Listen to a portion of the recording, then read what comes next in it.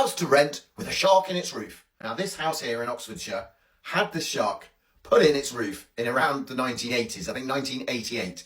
The current owner's father did this. I think there was an uproar in the town at the time when the shark hit the roof, and I think they felt it was a bit of fun, and I think there's been disputes with the council ever since. Now, what's happened, I think, post that is that the current owner, the original shark owner's son, has been renting this house out as a short-term let.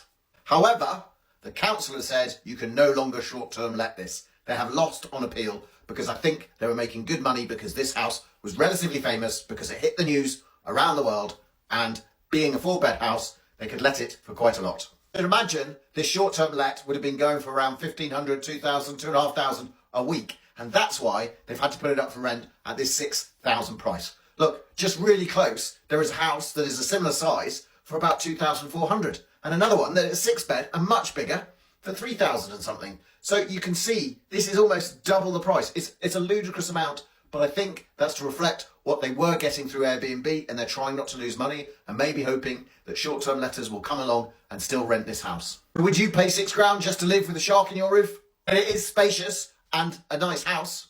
So what is going on with this house? Is it long-term, short-term? It says that it's a tenancy. Maybe they're just trying to do a bit of a merge of the two because they've still got towels on the bed. Maybe these are the pictures from Airbnb. And as I said, presented nicely. You do have to be careful if you want to rent your house out on Airbnb because supposedly there is a 90-day restriction. London is very strict about it. And obviously Oxford are now coming down on some of the people about letting out their houses for short term because you're taking stock out of the long-term rental market, and councils are trying to protect residential long-term rentals, because obviously for some people it can be a lot more profitable switching over to the short-term rental. So always be aware that that is a possibility, and therefore if you do want to get into Airbnb, you need to be clear around planning and the impact that it could have on you.